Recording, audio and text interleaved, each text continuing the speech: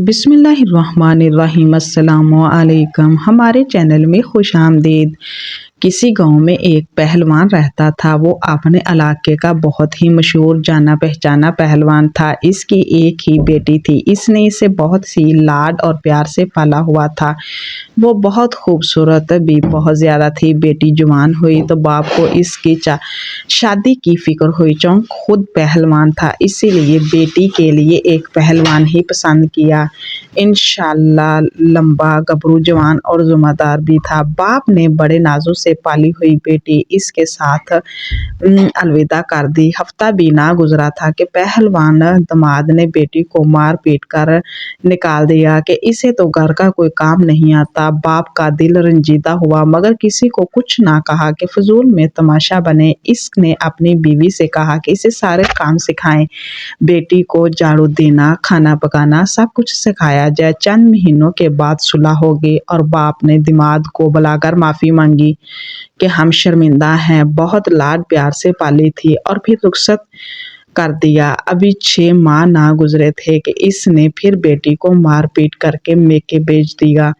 इसे तो सिलाई का काम भी नहीं आता। पहलवान फिर बहुत परेशान हो गया और अपनी बीवी से कहा, इसे सिलाई का काम भी सिखाओ। बीबी ने सिलाई, कढ़ाई, रजाइयाँ बिछाइयाँ तक बनाना भी सिखा दिए।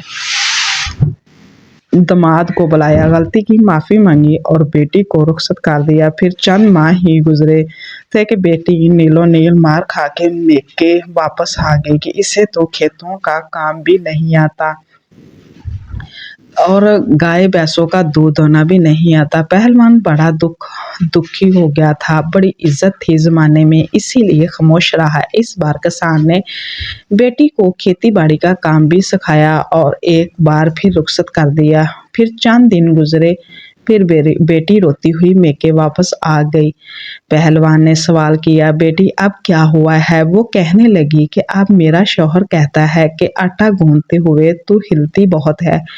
पहलवान को अब सारी बात समझ आ गई। असल में दामाद को रोब जमाने और मारने की आदत पड़ चुकी थी। बाप ने कहा कि बेटी, मैंने तुम्हें सब कुछ सिखाया, लेकिन नहीं सिखाया कि तू बेटी किसकी है।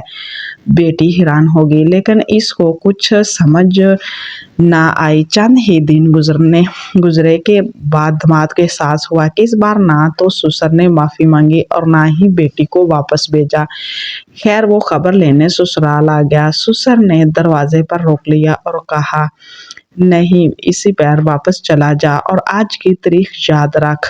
पूरे साल के बाद आना और अपनी बीवी को आकर ले जाना। अगर इससे पहले मुझे नजर आया तो तेरी टांगे तोड़कर वापस भेज दूंगा।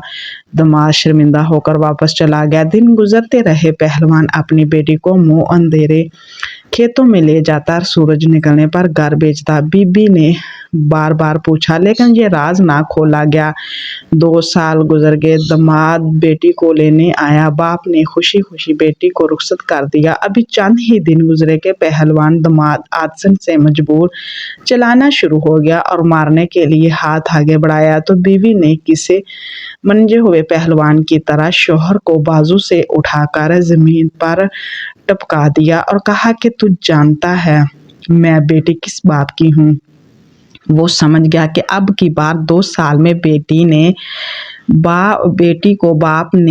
बेटी को क्या सिखाकर भेजा है। इसके बाद पहलवान ने दोबारा बीवी से कभी ऊंची आवाज में बात नहीं की। बाप ने बेटी को क्या सिखाया है आप भी जान गए होंगे। हर चीज माँ के सिखाने के नहीं होती। कुछ बातें, कुछ एतमाद बाप ही बेटियों में लाते हैं।